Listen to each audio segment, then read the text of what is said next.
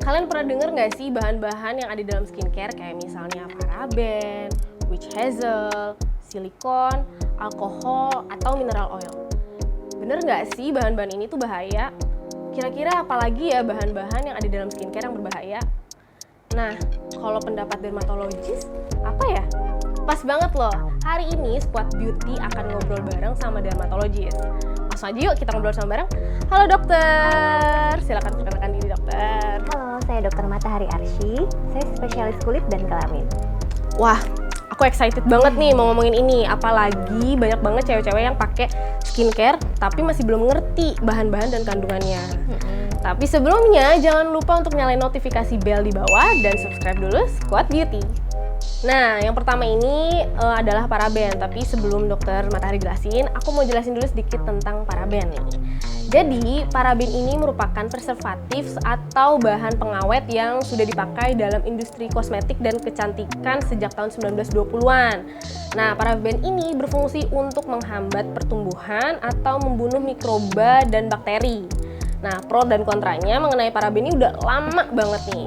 Kalau di Eropa, penggunaan paraben itu udah nggak diperbolehkan. Jadi, ilmuwan Eropa melakukan studi kepada hewan menggunakan paraben. Hasilnya dalam jumlah banyak, ternyata paraben berdampak pada hormon. Tapi di dalam kosmetik, paraben hanya dipergunakan dalam jumlah yang sangat dikit nih. Nah, FDA atau di US Food and Drug Administration masih memperbolehkan penggunaan paraben pada kosmetik. Nah, bagaimana nih menurut dokter Matahari? Sebenarnya paraben boleh nggak sih dipakai dalam bahan-bahan kosmetik atau skincare yang biasa kita pakai?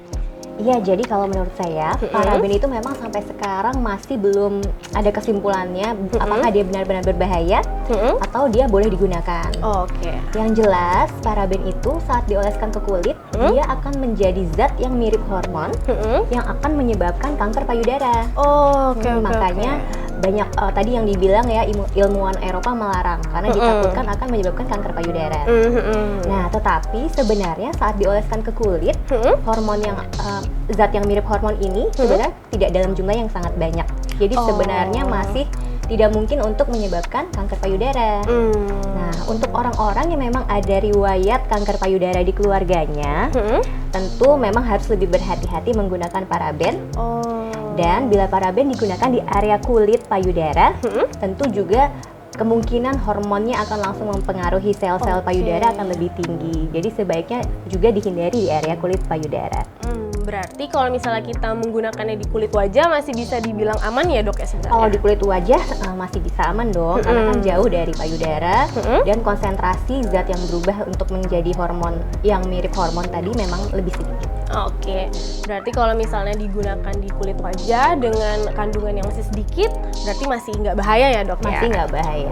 Nah, sekarang masuk ke kandungan yang kedua nih dok nih. Nah, tapi sebelumnya aku mau jelasin dulu sama Squad Beauty. Yang kedua itu adalah witch hazel. Nah, witch hazel ini merupakan bunga yang tumbuh secara liar di Amerika Utara dan Asia. Nah, biasanya witch hazel ini banyak digunakan untuk produk skincare seperti obat oles atau topical ointment sampai ke toner. Nah, kalau witch hazel ini memiliki beberapa antioksidan dan banyak diantaranya yang memiliki benefit untuk kulit. Namun, salah satu antioksidan utamanya adalah tenin yang mampu membuat kulit menjadi kering. Nah, kalau penggunaannya jangka pendek mungkin masih baik-baik aja buat kulit. Tapi kalau penggunaannya jangka panjang itu pasti tidak akan berujung pada happy ending nih guys nih. Gimana nih menurut dokter Matahari? Ya, jadi benar sekali yang tadi disebutkan. Memang dia memiliki antioksidan yang bermanfaat untuk beberapa kondisi kulit. Misalnya untuk mengeringkan jerawat. Tentunya jerawat akan lebih cepat kering bila ditutulkan oleh produk-produk skincare yang mengandung witch hazel. Selain itu, tadi juga bersifat sebagai toner sehingga untuk kulit yang cenderung berminyak, tentu kulitnya akan menjadi lebih seimbang. Jadi tidak terlalu berminyak, tetapi juga tidak terlalu lembab dan tidak kering sekali. Jadi kita sih berharap dengan penggunaan witch hazel, kondisi minyak di wajahnya akan seimbang. Nah, tetapi kalau kondisinya keringnya terlalu lama, penggunaannya terlalu banyak, itu yang ditakutkan akan membuat kulit menjadi iritasi. Karena karena kulitnya terlalu kering sehingga bisa sampai kulitnya terasa perih, mengelupas dan juga kemerahan. Jadi kita harus tahu sampai kapan kita harus stop penggunaan witch hazel. Aku mau nanya nih dok, kalau misalnya yang penggunaannya jenis kulitnya kering nih dok nih, tapi dia pakai witch hazel karena berjerawat, itu gimana tuh dok? Oh, agak tricky ya. Jadi mungkin kalau kulitnya memang cenderung kering tetapi dia berjerawat, dapat digunakan hanya ditutul-tutul saja di area yang berjerawat. Jadi cepat membuat jerawatnya itu mengering. Jadi hanya digunakan pada daerah yang berjerawat aja ya dok ya. Selain itu juga mungkin perlu diingat untuk ibu hamil dan menyusui, bila si witch hazel ini tertelan, dia kan tadi mengandung tanin. Tanin itu sifatnya mirip seperti kafein, sehingga dapat meningkatkan tekanan darah. Jadi sebaiknya untuk ibu hamil dan menyusui agak berhati-hati, jangan sampai produknya tertelan. Sebenarnya semua skincare jangan sampai tertelan sih. Berarti jangan sampai tertelan ya, jadi hanya dioleskan di wajah saja ya. Oke, yang selanjutnya ini yang udah kontroversial banget nih dok, banyak banget kandungan ini di skincare nih dok, yaitu alkohol. Jadi, alkohol itu kan merupakan salah satu bahan yang sering banget digunakan dalam produk kecantikan. Apalagi alkohol diklaim dapat membuat kulit menjadi kering. Tapi di sisi lain, alkohol membuat tekstur dan skincare kamu jadi lebih ringan dan gampang banget buat menyerap. Banyak beauty vlogger yang nggak menyarankan alkohol, tapi yang setuju dengan alkohol juga nggak sedikit. Nah, gimana nih menurut dokter Matahari ini? Oke, jadi alkohol itu memang alkohol sendiri sudah terkenal untuk mengiritasi kulit. Tetapi sebenarnya tidak untuk semua jenis kulit. Pada kulit yang kering, tentunya penggunaan alkohol itu akan mengiritasi, apalagi kalau pada kulit yang memang ada eksimnya. Jadi misalnya kita memang sudah punya eksim atopik atau eksim seboroik, itu beberapa penyakit. Yang satu memang kulitnya kering, yang satu lagi dia ada ketombe tapi bukan di kulit kepala, ketombenya di wajah. Itu kalau menggunakan alkohol akan memicu munculnya eksim pada kulitnya. Nah, tetapi si alkohol ini bagus juga misalnya untuk kandungan dalam toner. Dia tadi fungsinya bisa untuk menyeimbangkan minyak. Jadi kalau untuk yang kulitnya berminyak tentunya akan lebih bagus dong. Dan untuk yang kulitnya normal, kadang penggunaan alkohol juga tidak membuat iritasi. Gitu. Berarti sebenarnya untuk penggunaan alkohol balik lagi sesuai dengan jenis kulitnya ya dok ya? Iya, benar banget. Jadi kalau memang kulitnya cocok untuk menggunakan alkohol, hasilnya tentu akan bagus. Tetapi kalau dia memang sensitif, kalau menggunakan alkohol dia malah jadi iritasi. Nah, ada solusinya nih. Misalnya kalau produk-produk yang gel, tetapi dia mengandung alkohol, itu dia akan mengurangi efek iritasi dari si alkohol tersebut. Begitu. Kalau misalnya yang ada di dalam toner nih dok nih, alkohol yang ada di dalam toner itu, kalau di dalam gel masih aman ya dok ya untuk misalnya? Kalau di dalam gel dia cenderung lebih aman. Kalau yang di dalam toner tuh gimana nih dok? Kalau dalam toner, nah tadi itu kita harus lihat lagi kondisi kulit kita sebelum menggunakan. Apakah kulit kita itu cenderung yang sensitif, gampang merah-merah dan kering, sebaiknya hindari. Tetapi kalau memang kulit kita cenderung berminyak, boleh dicoba gunakan untuk menyeimbangkan minyak di kulit. Jadi udah pada ngerti ya, yang kalau misalnya kulit kamu sensitif, mungkin sebaiknya guna ini yang dalam bentuk gel. Nah, yang selanjutnya nih adalah silikon nih. Banyak banget informasi buruk nih dok ternyata mengenai silikon nih. Nah, beberapa diantaranya tuh mengatakan kalau silikon tuh buruk untuk lingkungan, yang bisa menyebabkan jerawat, terus susah banget dihapus, nggak bermanfaat dan nggak natural. Padahal silikon tuh berfungsi agar produk yang kita gunakan dapat mengunci kelembapan pada kulit agar tidak hilang atau menguap. Nah, silikon juga membuat kulit kita terasa lebih lembut terus flawless. Selain itu bisa mengisi pori-pori kamu dan membuat kamu tampak poreless. Nah, gimana nih menurut dokter nih tentang silikon? Iya, jadi silikon ini sebenarnya lebih sering digunakan di kosmetik ya daripada skincare. Tetapi sebenarnya silikon ini salah satu zat yang sangat-sangat aman kalau dioleskan ke kulit.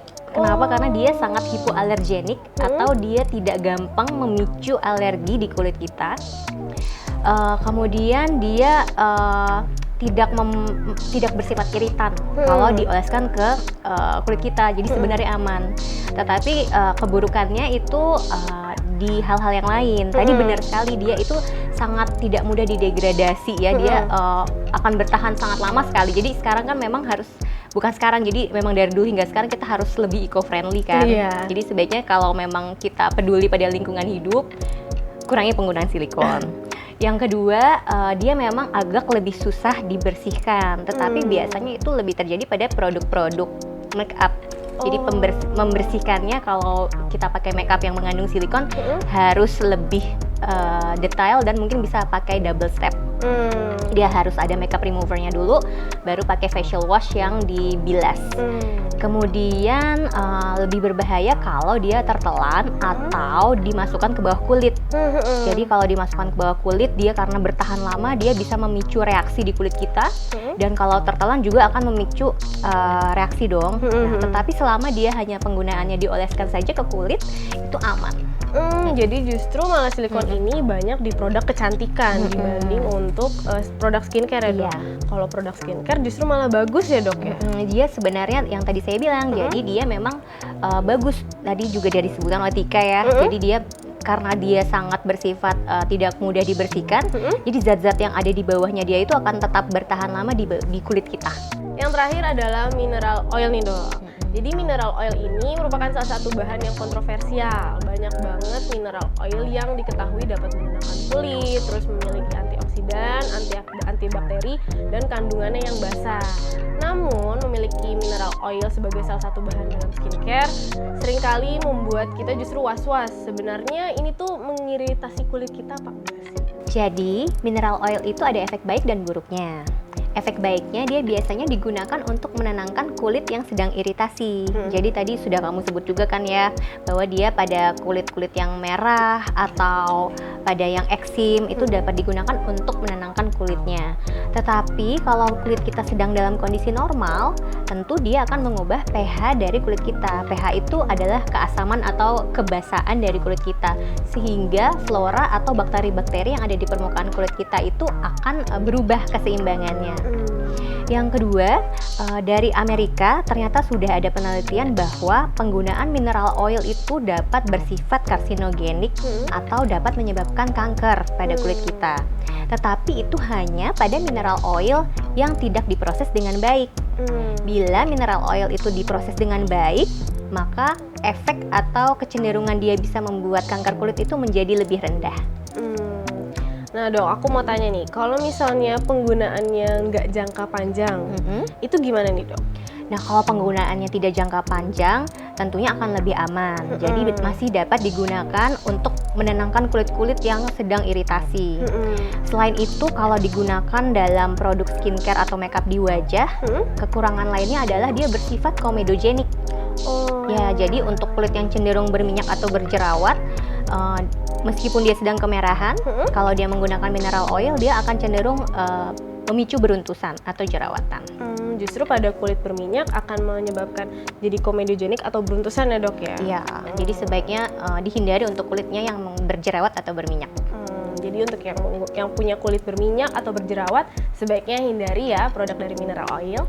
Thank you, Dok, makasih banget buat hari ini. Seneng banget bisa ngomong sama dokter tentang skincare, terus kandungan-kandungannya jadi bisa nggak salah pilih lagi. Itu dia tadi tuh bahan-bahan yang kontroversial dalam dunia kecantikan nih. Sebenarnya ada nggak sih squad beauty yang selama ini ternyata menggunakan bahan-bahan yang di atas, atau ada bahan-bahan kandungan lain yang kamu tahu ternyata berbahaya? Bisa langsung komen di bawah, dan jangan lupa untuk di like, di share, di subscribe, dan nyalain tombol notifikasi Squad Beauty biar kamu selalu update sama video-video terbaru dari kita. Makasih ya, Dok. Sama.